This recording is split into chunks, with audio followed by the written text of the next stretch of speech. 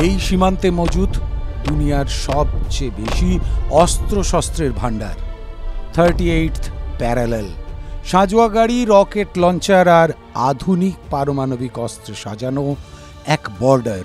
পৃথিবীর সবচেয়ে বেশি পারমাণবিক অস্ত্র নাকি এই সীমান্তে। এপারে সিওল, ওপারে পিয়ংইয়ং। উত্তর ও দক্ষিণ কোরিয়ার এই সীমান্তে নতুন করে এবার ছড়িয়েছে উত্তাপ, যে উত্তাপের বহিঃপ্রকাশ করেছেন কিম জং উনের শক্তিশালী ছোট বোন কিম ইয়ো জং। কেন এই বহিঃপ্রকাশ, কিসের উষ্মা? খবরের প্রকাশ, সামরিক মহড়ার অঙ্গ হিসেবে পিত সাগরের জলে আর্টিলারি ফায়ার করে দক্ষিণ কোরিয়া।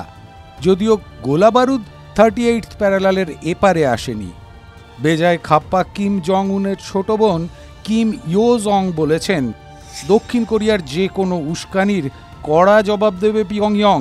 প্রয়োজনে অবিলম্বে হবে সামরিক হামলা। আর এতেই তেতে উঠেছে 38th প্যারালাল, উত্তর ও দক্ষিণ কোরিয়ার বর্ডার। কিম জং উনের ছোট বোন কিম ইয়ো জং এর হুমকি অবশ্য ফাঁকা আওয়াজ হয়ে থেমে থাকেনি, কেঁপে উঠেছে পিত সাগরের জল।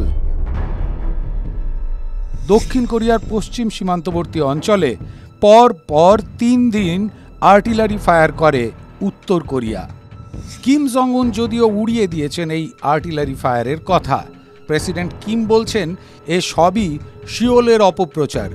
দক্ষিণ কোরীয় সেনাবাহিনীর মতে কিমের এই মন্তব্য অত্যন্ত নিম্ন স্তরের একটা মনস্তাত্ত্বিক যুদ্ধ।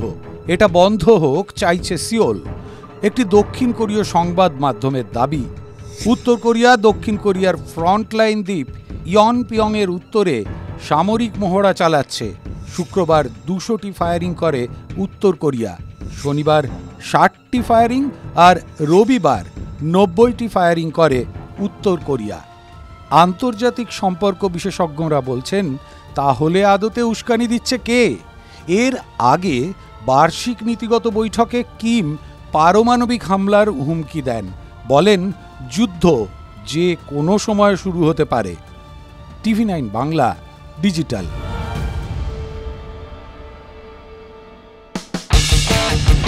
কোনো পুরনো খবর নয়, সকাল থেকেই পুরো দিনের আভাস। লোকাল থেকে গ্লোবাল, ঘটনাস্থল থেকেই রিপোর্টারের মুখে শুনে নিন আসল ঘটনা। দিন শুরু করুন TV9 বাংলার সঙ্গে। সকালে প্রথম ব্রেকিং অ্যাট 7, সকাল 7টায়, সকাল 8টায় দেখুন 8 reporter 8 exclusive. News express at 9 দেখুন সকাল 9টায়। 10 খবর 10 রিপোর্টার অন দ্য স্পট সকাল 10টায়। লোকাল টু গ্লোবাল অ্যাট 11 দেখুন সকাল 11টায়। দেখুন morning super prime time TV9 বাংলায়।